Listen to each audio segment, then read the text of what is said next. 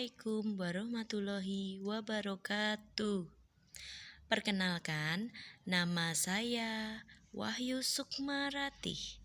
Saya sebagai mahasiswa PBG dalam jabatan kategori 1 gelombang 2 tahun 2022 di Universitas Pancasakti Tegal.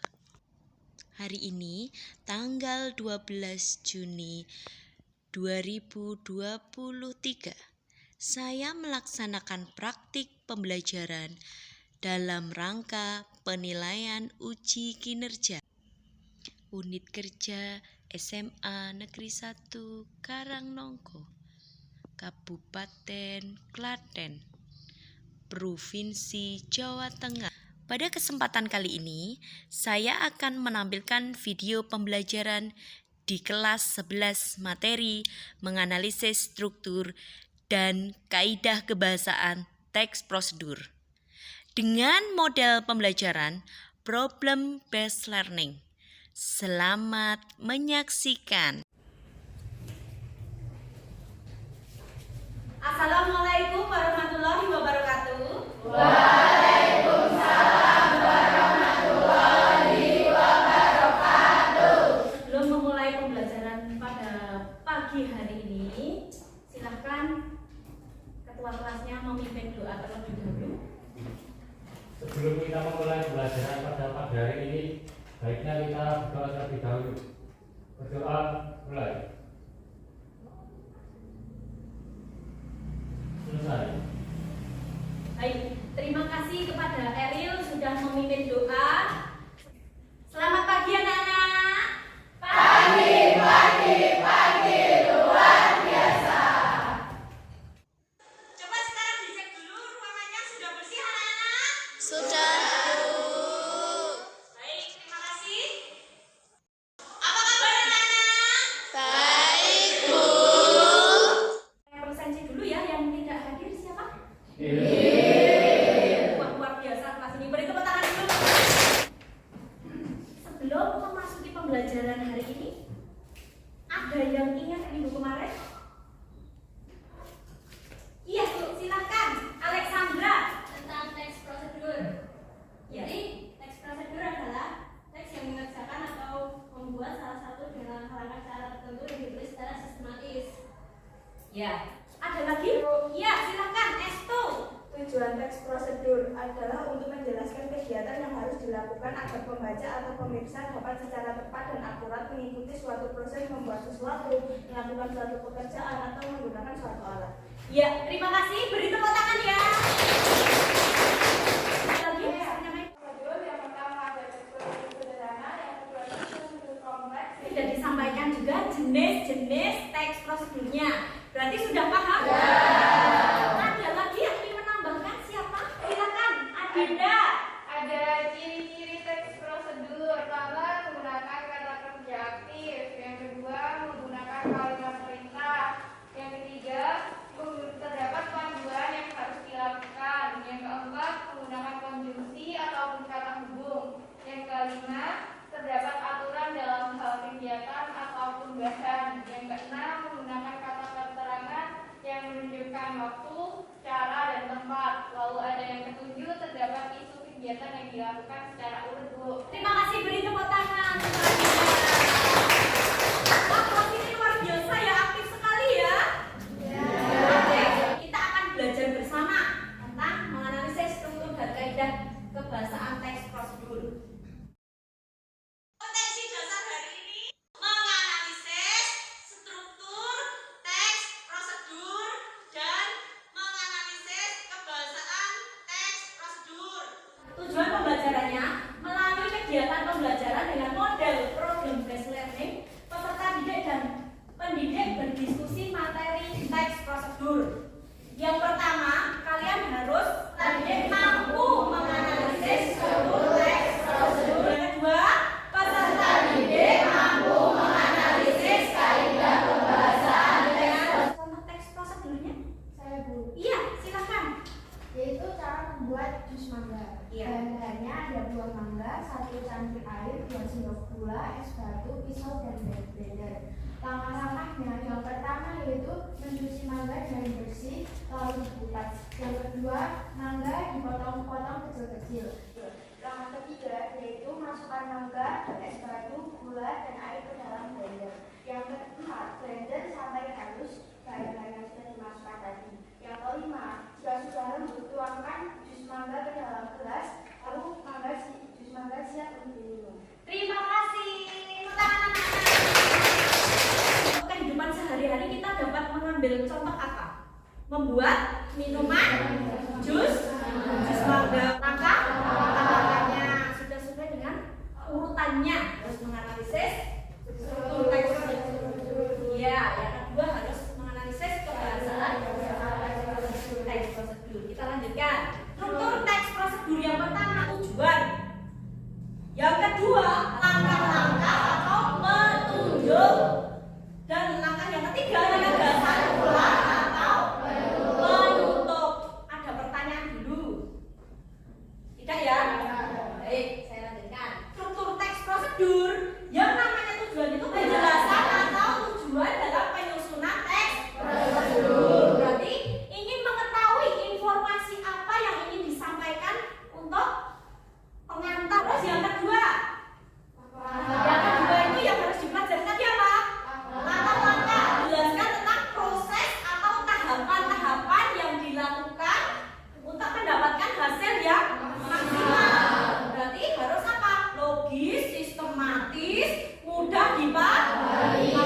Itu harus ada, dan yang utama itu adalah harus sesuai dengan urutannya dan runtut. Itu ya.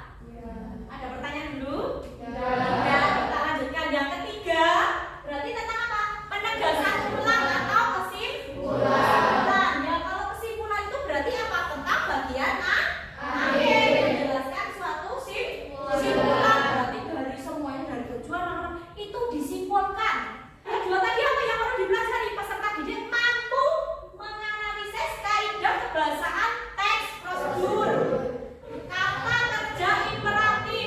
kerja imperatif itu yang bagaimana? Nanti setelah ini saya jelaskan. Terus yang kedua, pernyataan persuasif. Yang ketiga, kata teknis. Yang keempat, penambahan deskripsi. Sampai sini ada pertanyaan? Sekarang kita lanjutkan kaidah kebahasaan untuk menganalisis teks prosedurnya. Yang pertama harus apa tadi? Mengandung apa tadi? Kata kerja imperatif. Berarti kata kerja imperatif itu mengandung apa saja ya? Ada akhiran kan, ada akhiran i, ada partikel apa? Partikel. Contohnya pastikan. Terus apa lagi? Tunjukkan. Terus hindari jadilah. Dan imbuhannya tadi masuk ke bagian kata kerja. Kata kerja itu kata yang melakukan suatu pekerjaan. Paham ya? Yang kedua yaitu apa tadi? Kata-kata teknis. Kata-kata yang memiliki apa? Makna khusus pada suatu bidang keahlian. Berarti masuk ke kata-kata teknis. Contohnya apa? Misalnya kontak mata. Ini kan termasuk, iya, kontak mata ini masuk ke dalam apa tadi? Kata teknis. Terus pewawancara ini masuk ke dalam kata teknis. Bahasa tubuh ini juga masuk ke kata teknis. Ada pertanyaan anak-anak? Tidak. Yang ketiga, penggunaan konjungsi dan partikel penambahan. Nah, maksudnya penambahan itu bagaimana? Nah, konjungsi yang menyatakan sebagai penambahan. Jadi konjungsi yang bermakna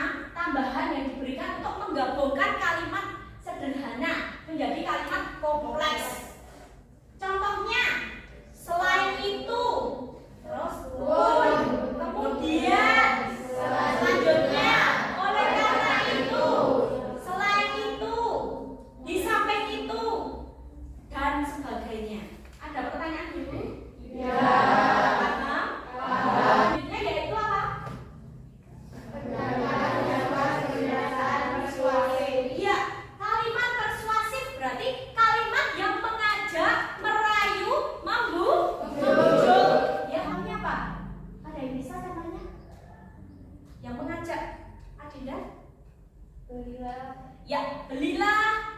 Terus apa? Marilah mengajak. Nah itu, marilah kita nonton bersama. Nah itu kan termasuk mengajak. Terima kasih kepada Adinda dan Natania. Beri tepuk tangan anak-anak. Yang keempat, tunjuk penggunaan alat. Kalau penggunaan alat berarti hubungannya dengan gambaran. Cara menggunakan laptop. Kalau yang penggunaan alat contohnya ada ukuran dan jumlah dan warna. Ya, contohnya apa? Misalnya ada LCD, itu kan juga penggunaan alat. Terus ada laptop, nah itu juga termasuk penggunaan alat. Ada pertanyaan dulu? Tidak. Tingkatkan semangat dulu yuk. Nah, yuk. Selamat pagi anak-anak. Selamat siang anak-anak. Selamat malam. Ya, berarti masih konsentrasi ya. Satu kali lagi. Selamat pagi. Malam. Ya. Berarti tidak konsentrasi. Ada siapa ini tadi ya? Ayo angkat tangan. Ayo kejujurannya yuk. Siapa? Ya, ayo. Ya berarti yuk sekali lagi kita tingkatkan. Nah ini bisa saya ubah jadi konsentrasi dulu ya. Ya, untuk meningkatkan semangat kita semangat dulu. Iya. Semangat pagi dulu ya. Semangat pagi anak-anak. Pagi luar biasa. Terima kasih beri tepuk tangan. Sudah segar? Alhamdulillah kita lanjutkan ya. Contoh teks prosedurnya. Sebelum nanti ibu bagikan RKPD, kalian harus paham dulu menganalisisnya itu bagaimana, ya kan? Nanti kita bersama-sama mempelajari ini, misalkan menganalisis apa tadi? Struktur teks prosedur dan menganalisis kaidah pembahasan teks prosedur. Nah, ini ada contoh teks prosedurnya. Adila, bisa minta tolong dibacakan? Cara mengurus visa.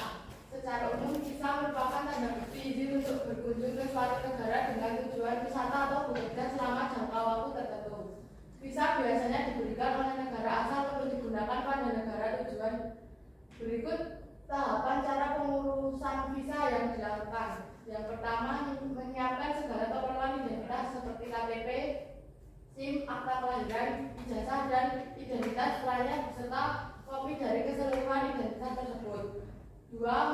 Mendatangi kantor imigrasi dan mengisi formulir permohonan pembuatan visa. 3. Mengisi dan melengkapi segala hal yang dibutuhkan dalam formulir kemudian menyerahkan pada petugas yang berwenang. 4. Setelah itu, petugas akan memberikan tanda terima beserta jadwal untuk melakukan foto yang akan ditempelkan pada visa.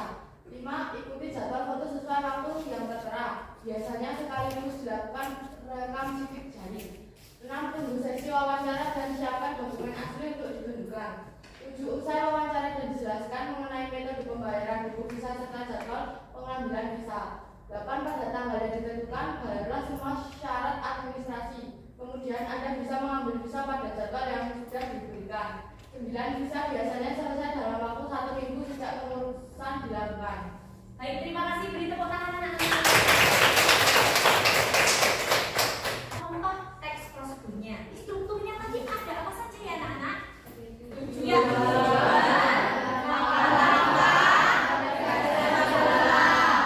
Berarti kalian harus bisa mengaplikasikan atau menganalisis strukturnya. Berarti harus mencari satu persatu dulu. Ada pertanyaan? Tidak ada. Yang tahu tujuannya dari teks prosedur ini? Silakan, Alia. Tujuan untuk membuat visa yaitu sebagai izin keluar masuk suatu daerah dan manfaatnya kita dapat membuat visa untuk luar negeri. Terima kasih, beri tepuk tangan anak-anak. Yang kedua tadi apa? Langkah-langkah menganalisis teks prosedur. Angkat tangan. Ya, silakan S2. Langkah-langkahnya yang pertama, menyiapkan segala keperluan identitas seperti KTP, SIM, akta lahir, ijazah, dan identitas lainnya. beserta kopi dari keseluruhan identitas tersebut. 2. Mendatangi kantor imigrasi dan mengisi formulir permohonan pembuatan visa. 3. Mengisi dan melengkapi segala hal yang dibutuhkan dalam formulir, kemudian menyerahkan pada petugas yang berwenang. 4. Setelah itu petugas akan memberikan tanda terima serta jadwal untuk melakukan foto yang harus ditempelkan pada visa. 5. Ikuti jadwal foto sesuai waktu yang tertera. Biasanya sekaligus dilakukan rekam sidik jari. 6. Tanggal sesi wawancara dan siapkan dokumen untuk ditunjukkan. 7. Usai wawancara akan dijelaskan mengenai metode pembayaran buku visa serta jadwal pengambilan visa. 6. Pada tanggal yang ditentukan, bayarlah semua syarat administrasi. Kemudian Anda bisa mengambil visa pada jadwal yang juga sudah diberikan. 9. Visa biasanya selesai dalam waktu 1 minggu saja setelah pengurusan dilakukan. Ya, beri tepuk tangan. Struktur yang terakhir, penegasan ulang. Ada yang bisa penegasan ulang? Alia, silakan. Manfaatnya, kita dapat membuat visa untuk ke luar negeri. Ya, ada pertanyaan dulu dari menganalisis strukturnya ini tadi. Sudah paham? Soal kedua tadi apa? Analisis kaidah kebahasaan teks prosedur. Ada yang bisa? Silakan, Fadila. Kaidah kebahasaan dalam cara mengurus visa yang pertama kata teknis yaitu visa, negosiasi, wawancara. Kedua konjungsi dan setelah itu. Ketiga kata kerja imperatif, bayarlah. Itu hanya contoh menganalisis kaidah kebahasaan teks prosedur. Sudah paham anak-anak? Sudah. Ada pertanyaan tidak? Tidak. Baik, sekarang kalian membentuk kelompok. Silakan ke kelompok. Kelompok 1, 2, 3, 4, 5. Bisa diterima dulu? Bisa. Satu kelompok bisa 5 atau 6 orang dari kelompok. Ya. Silakan.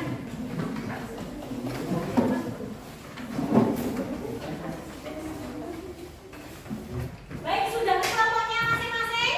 Sudah. Terima kasih sudah berkelompok. Mari kita lanjutkan.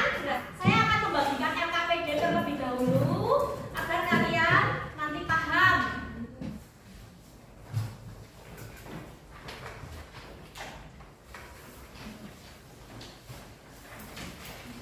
Semuanya sudah mendapatkan LKPD-nya?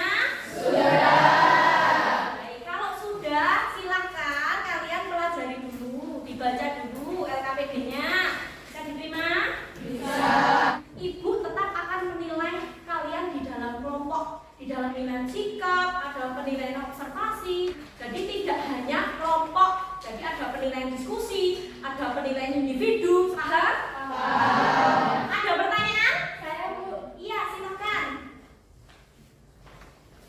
Ini cara membacanya bagaimana, Bu? Iya, ini diperhatikan dulu. Di sini kan ada penggunaannya. Nanti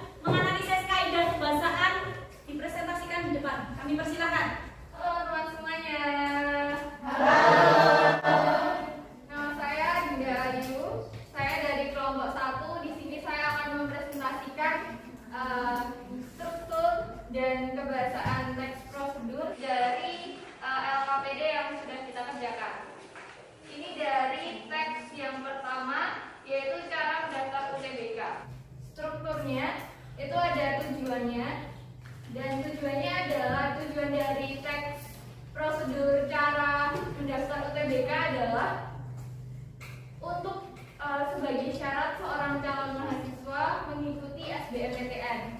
Yang kedua adalah langkah-langkahnya. Ada yang pertama, pastikan sudah memiliki akun LTMPT. Lalu yang kedua, login menggunakan akun LTMPT di laman portal LTMPT. Yang ketiga, pilih menu pendaftaran UTBK SBMPTN. Yang keempat, pilih pusat UTBK. Yang kelima, isilah kebutuhan khusus jika diperlukan. Yang keenam, jika mendaftar melalui skema KIP, maka lakukanlah hal ini. Yang pertama, yaitu pastikan sudah memiliki KIP kuliah. Yang kedua, isi nomor pendaftaran KIP kuliah. Yang ketujuh, isi jenis jurusan SMTA. Yang ke-8, pilih PTN dan program studi yang diminati. Yang ke-9, unggah portofolio. Yang ke-10, lakukanlah konfirmasi data dan lakukan simpan permanen. Yang ke-11, cetak kartu tanda bukti peserta UTBK SBMPTN. Lalu yang ketiga ada penegasan ulang, yaitu dengan persiapan dan yang matang dan mengerjakan soal-soal yang diberikan dengan baik saat mengikuti UTBK, kita dapat berhasil dan diterima menjadi mahasiswa. Yang keempat adalah simpulannya, yaitu kita dapat mengetahui cara mendaftar UTBK dengan baik sesuai langkah-langkah yang sudah diberikan. Lalu ada teks yang kedua, yaitu cara mendirikan tenda kemah. Ini menganalisis kaidah kebahasaan dari teks prosedurnya. Yang pertama ada kata kerja imperatif yang contohnya yaitu kalimat periksa, bersihkan, amankan, lalu dipasangi. Terus yang kedua ada pernyataan persuasif. Contohnya ada pasang tenda, terus bersihkan dan amankan, lalu tancapkan patok-patok. Lalu yang ketiga ada kata teknis.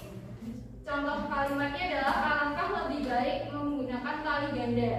Yang keempat ada konjungsi penambahan kayak dan, lalu, selanjutnya.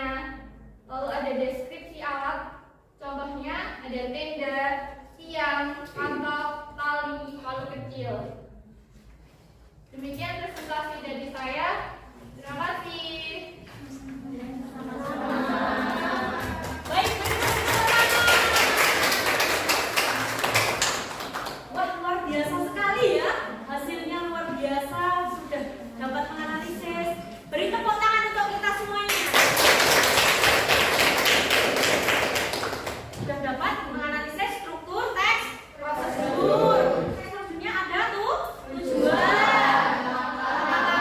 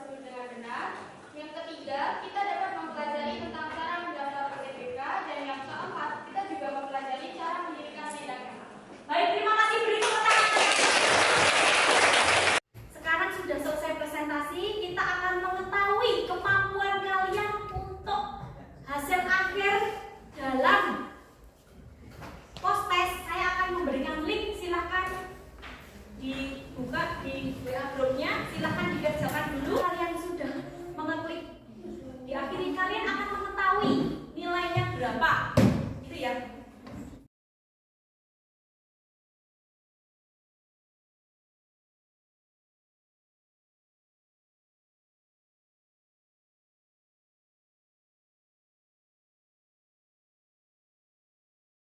Sudah selesai anak-anak? Sudah. Bagaimana dengan hasilnya? Beri tepuk tangan untuk kalian.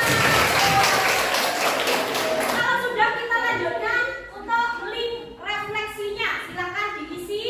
Di situ sudah ada link, sudah saya share di grup. Silakan untuk link kedua yaitu refleksi.